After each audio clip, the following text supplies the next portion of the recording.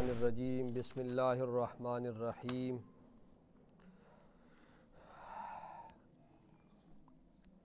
انما ولیکم اللہ ورسولہ والذین آمنوا الذین یقیمون الصلاة ویؤتون الزکاة وهم راکعون ومن یتول اللہ ورسولہ والذین آمنوا فإن حزب اللہ هم الغالبون یا ایہا الذین آمنوا لا تتخذوا الذین اتخذوا دینکم ہزوا ولعبا من الذین اوتوا الکتاب من قبلکم والکفار اولیاء واتقوا اللہ ان کنتم مؤمنین وإذا نادیتم الی الصلاة اتخذوها ہزوا ولعبا ذالک بأنہم قوم لا یعقلون صدق اللہ العظیم۔ ان آیات کا پہلے لفظی ترجمہ سن لیں۔ انما ولیکم اللہ ورسولہ، انما پختہ بات ہے، ولیکم اللہ دوست تمہارا اللہ ہے، ورسولہ اور اس کا رسول ہے، اور والذین آمنوا اور وہ لوگ ہیں جو ایمان لائے، الذین مومن وہ ہیں، یقیمون الصلاۃ جو نماز قائم کرتے ہیں، ویؤتون الزکاۃ اور وہ زکوٰۃ ادا کرتے ہیں، اور وہم راکعون اور وہ عاجزی کرتے ہیں۔ ٹھیک ہے، فرمایا ومن یتول اللہ اور جو دوستی کرتا ہے اللہ کے ساتھ، ورسولہ اور اس کے رسول کے ساتھ، اور والذین آمنوا اور ان لوگوں کے ساتھ جو ایمان لائے، فإن حزب اللہ پس پختہ بات ہے اللہ کا گروہ، ہم الغالبون وہی غالب آئے گا۔ یا ایہا الذین آمنوا اے وہ لوگوں جو ایمان لائے ہو، لا تتخذوا الذین نہ بناؤ تم، الذین ان لوگوں کو، اتخذوا جنہوں نے بنایا، دینکم تمہارے دین کو، ہزوا تمسخر، ولعبا اور کھیل، تمسخر اور کھیل، من الذین ان لوگوں میں سے، اوتوا الکتاب جن کو کتاب دی گئی، من قبلکم تم سے پہلے، والکفار اور کافر کو کیا نہ بناؤ، اولیاء دوست نہ بناؤ۔ اے ایمان والو نہ بناؤ ان لوگوں کو جنہوں نے تمہارے دین کو کھیل تماشا بنایا ہے، اہل کتاب ہوں یا کفار ہوں، ان کو نہ بناؤ دوست۔ واتقوا اللہ اور اللہ تعالیٰ سے ڈرتے رہو، ان کنتم مؤمنین اگر ہو تم مومن ایمان والے۔ وَإِذَا نَادَيْتُمْ اور جب تم اذان دیتے ہو، الی الصلاۃ نماز کے لیے، اتخذوها تو وہ بناتے ہیں اس اذان کو، ہزوا تمسخر مسخرہ، ولعبا اور کھیل۔ وَذَالِكَ یہ اس لیے کہ بِأَنَّهُمْ کہ بے شک وہ قوم ایسی قوم ہے کہ لا یعقلون سمجھ نہیں رکھتی، عقل نہیں رکھتی۔ یہ ان آیات کا لفظی ترجمہ ہوا۔ اب ان آیات کی تفسیر سن لیں۔ تفسیر سے پہلے ان آیات کا پچھلی آیات کے ساتھ ربط اور تعلق سن لیں۔ ان آیات کا پچھلی آیات کے ساتھ تعلق اور ربط یہ ہے کہ پچھلی آیات میں اللہ رب العزت نے فرمایا کہ اے ایمان والو یہود و نصارہ کو دوست مت بناؤ، اے ایمان والو یہود و نصارہ کو دوست مت بناؤ۔ اب کن لوگوں کو دوست بناؤ؟ اب اللہ رب العزت فرما رہے ہیں کہ ان لوگوں کو دوست بناؤ۔ ٹھیک ہے، ان آیات کا پچھلی آیات کے ساتھ تعلق اور ربط یہ ہے کہ پچھلی آیات میں اللہ نے منع فرمایا کہ ایمان والو یہود و نصارہ کو دوست نہ بناؤ، اب کن لوگوں کو دوست بناؤ؟ اب اللہ فرما رہے ہیں ان لوگوں کو دوست بناؤ۔ فرمایا انما پختہ بات ہے، ولیکم اللہ دوست تمہارا اللہ ہے، ورسولہ اور اس کا رسول ہے، اب والذین آمنوا اور وہ لوگ ہیں جو ایمان لائے۔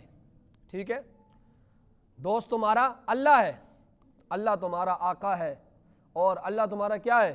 پروردگار ہے، اللہ تمہارا دوست ہے، اور ورسولہ اور اس کا رسول تمہارا دوست ہے، اور اس کا رسول وہ اپنے رسول سے راضی ہے، اور اس کی نصرت کا اس نے جو ہے اس نے اس رسول کی نصرت کا جو ہے اس سے وعدہ فرمایا ہے، اور فرمایا تمہارا دوست اللہ اور اس کا رسول ہے، اور والذین آمنوا وہ لوگ ہیں جو ایمان لائے۔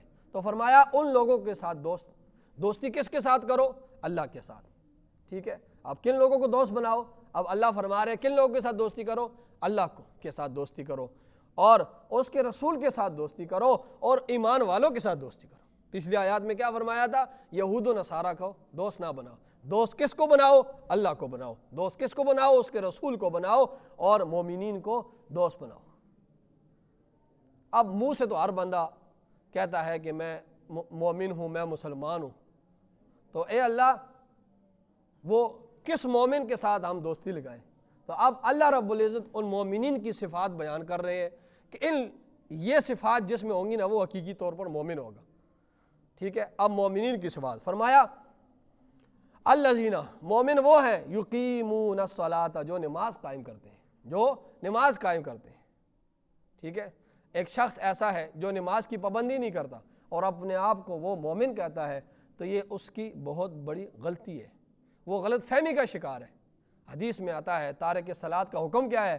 حدیث میں کیا آتا ہے؟ من ترک الصلاۃ متعمدا فقد کفر، جس شخص نے جان بوجھ کر نماز کو چھوڑا اس نے کھلا کفر کیا، اس نے کھلا کفر کیا۔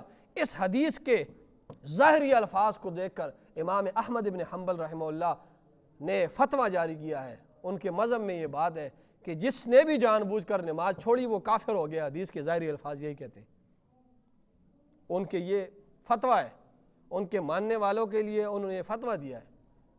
جو فقہ حنبلی والے ہیں وہ اس پر وہ اس کو فالو کرتے ہیں، کیونکہ امام احمد فرماتے ہیں کہ حدیث کے ظاہر الفاظ یہ ہیں۔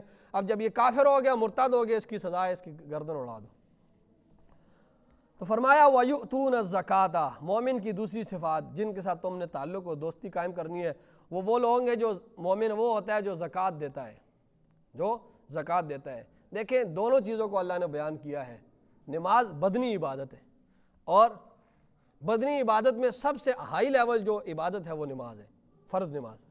اور مالی عبادات میں جو سب سے ہائی لیول ہے وہ زکوٰۃ ہے۔ اب اس کے اندر جتنی بھی نفلی جتنی بھی وہ ساری اس کے اندر آ گئی ہے۔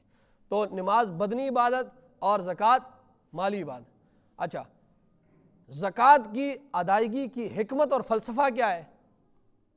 زکوٰۃ سب پر ہے، زکوٰۃ امیر کے لیے بھی ہے، غریب کے لیے بھی ہے دونوں مختلف ہیں۔ امیر دے گا زکوٰۃ اور غریب وصول کرے گا، تعلق دونوں کے ساتھ ہے زکوٰۃ کا، ٹھیک ہے۔ امیر کے لیے فلسفہ کیا ہے زکوٰۃ کا؟ زکوٰۃ کا فلسفہ یہ ہے کہ یہ امیر پیسے دے تاکہ اس کے ذہن سے بخل اور ہرس کی بیماری نکل جائے۔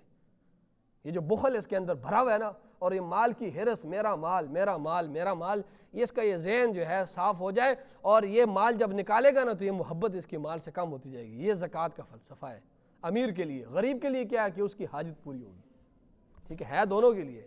کیا عجیب، کیا زبردست فلسفہ ہے زکوٰۃ کا، حکمت کیا ہے اللہ کی۔ دیکھیں فرمایا وَهُمْ رَاكِعُونَ، مومنین کی صفات یہ ہے کہ وہ عاجزی کرتے ہیں، نماز بھی پڑھتے ہیں، زکوٰۃ بھی دیتے ہیں اور عاجزی کرتے ہیں۔ علامہ آلوسی اور علامہ بیضاوی رحمہ اللہ فرماتے ہیں کہ یہاں پر وَهُمْ رَاكِعُونَ اس سے مراد رکوع نہیں ہے، اس سے مراد عاجزی ہے۔ اس سے مراد کیا ہے؟ عاجزی ہے، کہ مومن وہ ہوتا ہے جو عاجزی اور انکساری کرتا ہے۔ باقی دیگر مفسرین فرماتے ہیں کہ نہیں، یہاں پر مراد رکوع ہی ہے۔ پھر رکوع کو، نماز کو الگ ذکر کیا، پھر رکوع کو خاص طور پر کیوں ذکر کیا؟ اس کی وجہ مفسرین فرماتے ہیں کہ یہ اس نماز کو یہودیوں کی نماز سے ممتاز کرنے کے لیے، کہ یہودی جو نماز پڑھتے ہیں اس میں رکوع نہیں کرتے، تو فرمایا اس کو خاص طور پر ذکر کیا کہ جو شخص رکوع کرے گا وہ حقیقی مومن ہے۔ مطلب یہودی کو نکال کر، یہودی کی نماز میں جو ہے کیا ہے؟ وہ رکوع نہیں ہے۔ تو فرمایا اس کا معنی ہوگا جو رکوع کرنے والے نماز پڑھتے ہیں اور اس میں رکوع، مطلب وہ مومن ہے، ٹھیک ہے۔ اس طرح تو نماز یہودی بھی پڑھتے ہیں۔ فرمایا وہ لوگ جو کیا ہیں، مومنین کی صفات اللہ نے ساری بیان کی ہے کہ تم اللہ کے ساتھ، اس کے رسول کے ساتھ اور مومنین کے ساتھ، وہ مومنین جن میں یہ صفات پائی جائے ان کے ساتھ کیا کرو؟ دوستی تعلق رکھو، یہود و نصارہ کے ساتھ تعلق نہ رکھو۔ فرمایا وَمَن يَتَوَلَّ اللَّهَ، اور جس شخص نے جو بھی دوستی کرتا ہے اللہ کے ساتھ اور اس کے رسول کے ساتھ، اور وَالَّذِينَ آمَنُوا، اور ان لوگوں کے ساتھ جو ایمان لائے، اور وہ مومن وہ ہیں جو ہم نے، اللہ فرماتے ہیں جو صفات بیان کی ہے وہ ایمان والے، جو بھی اللہ اور اس کے رسول اور مومنین کے ساتھ دوستی کرتا ہے تو سن لو فَإِنَّ حِزْبَ اللَّهِ، پس پختہ بات ہے کہ اللہ کا گروہ ہم الغالبون، وہی غالب آئے گا، ٹھیک ہے۔ ہر دور میں تاریخ گواہ ہے، حق والے تھوڑے ہوتے ہیں لیکن ہمیشہ غالب آتے ہیں۔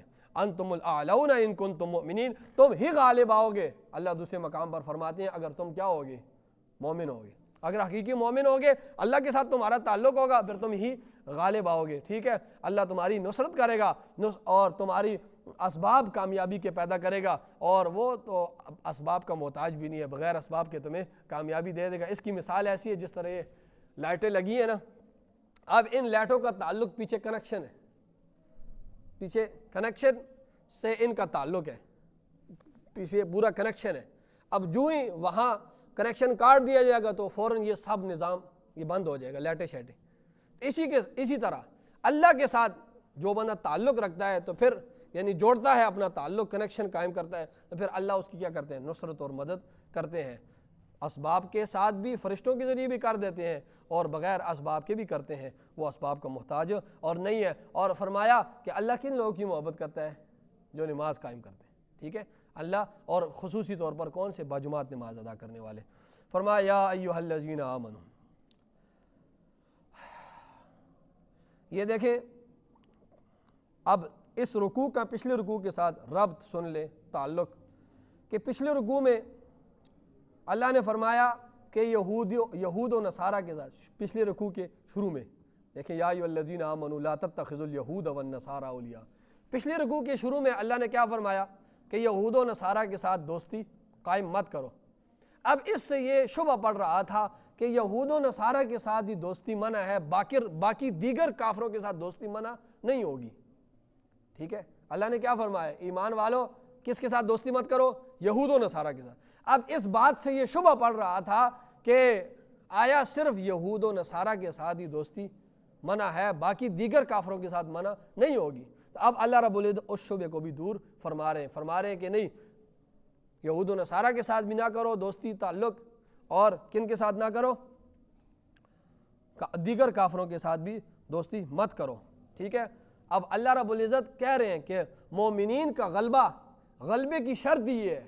خلاصہ بیان کرتا ہوں میں اس آیت کا, کہ مومنین غالب تب ہی آئیں گے کہ جب یہ اپنا قلبی تعلق جو ہے وہ کفار کے ساتھ قائم نہیں کریں گے. یہ خلاصہ ہے اس پوری آیت. مومنین تب ہی غالب آئیں گے, میں ان کو غلبہ تب ہی دوں گا جب یہ کفار کے ساتھ دوستی قلبی تعلق نہیں کریں گے. فرمایا یا ایھا الذین آمنوا, اے وہ لوگو جو ایمان لائے ہو, لا تتخذوا, نہ بناؤ تم, الذین, ان لوگوں کو, اتخذوا, جنہوں نے بنایا, دینکم, تمہارے دین کو, ہزوا, کیا مانا ہوگا, مسخرہ, کیا مسخرہ, تمسخر, جنہوں نے تمہارے دین کا مسخرہ بنایا ہے, ولعبا, اور کھیل بنایا ہے تمہارے دین کو, من الذین, ان لوگوں میں سے, اوتوا الکتاب, جن کو دی گئی کتاب, من قبلکم, تم سے پہلے, والکفار, اور کافر, ان کو کیا بناؤ, اولیاء, دوست مت بناؤ. اے ایمان والو, کافر اور یہود وہ جنہوں نے تمہارے دین کو کیا بنایا ہے, کھیل تماشا بنایا تمہارے دین کو, فرمایا ان کے ساتھ دوستی تعلق کو قائم مت کرو. ٹھیک ہے, دیکھیں ایک کوئی بندہ ہے, وہ آ کر دوسرے آدمی کے باپ کی نقل اتارتا ہے, اس کا مذاق کرتا ہے, تو اس کو غصہ آئے گا یا نہیں آئے گا. اسی طرح اس کی والدہ کی نقل اتارتا ہے اور اس کے ساتھ مذاق کرتا ہے, تو اس کو غصہ آئے گا یا نہیں آئے گا, آئے گا نا. تو حقیقی جو مومن ہے نا, تو دین تو ماں باپ سے بھی زیادہ قیمتی ہے. دین کیا ہے, ماں باپ سے بھی زیادہ قیمتی ہے. تو اگر ایسے لوگ ہیں جو دین کا مسخرہ اڑاتے ہیں, تو پھر ہم نے ان کے ساتھ تعلق کو نہیں قائم کرنا. ٹھیک ہے, کیونکہ یہ دین کی حقیقت اسی آدمی کو پتہ ہے جو حقیقی مومن ہے. باقی عام جو صرف منہ سے دعویٰ کرتے ہیں, وہ جتنے بھی مذاق اڑاتے رہے دین کا, انہیں کوئی ٹس سے مس نہیں ہوتی. تو فرمایا ان لوگوں کے ساتھ تعلق دوستی قائم مت کرو. فرمایا واتقوا اللہ, اللہ سے ڈرتے رہو, ان کنتم مؤمنین, اگر تم کون ہو, مومن ہو. وَإِذَا نَادَيْتُمْ, اور فرمایا جب تم اذان دیتے ہو, الی الصلاۃ, نماز کے لیے, تو اتخذوها, تو یہ لوگ بناتے ہیں اس اذان کو, ہزوا, مسخرہ, ولعبا, اور کھیل. جب مومن اذان دیتے ہیں نا مسلمان, تو وہ لوگ کیا کرتے تھے, وہ لوگ اسی طرح کرتے تھے, کانوں میں ہاتھ دے کے نا تو آوازیں لگاتے تھے, دائیں طرف دیکھتے تھے, پھر بائیں طرف دیکھتے تھے.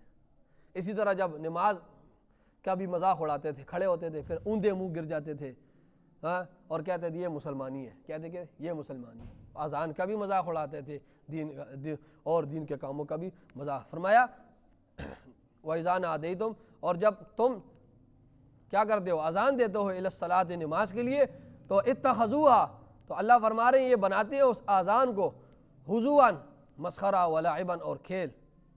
ذالک, یہ اس لیے کہ بانہم, بے شک وہ, قوم, ایسی قوم ہے کہ لا یعقلون, سمجھ نہیں رکھتی.